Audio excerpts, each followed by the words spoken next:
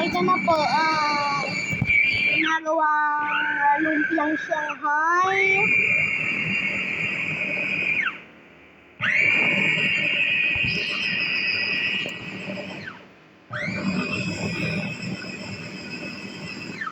Ito po processor.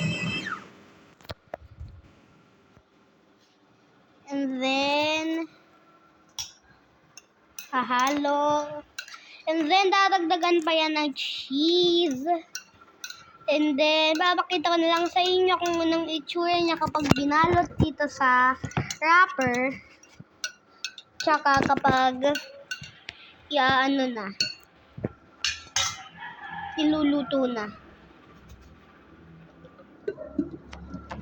But for now, ito muna.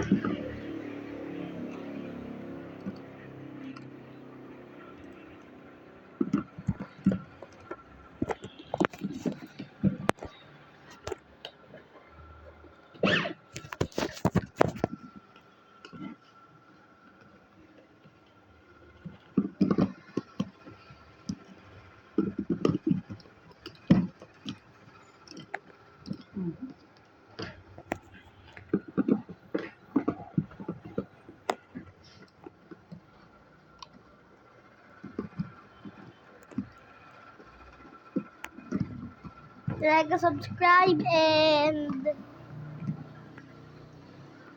sa next part ay magiging ayos na at ipapakita ko na sa inyo kung ano yung itsura niya kapag pinalo pa ulit.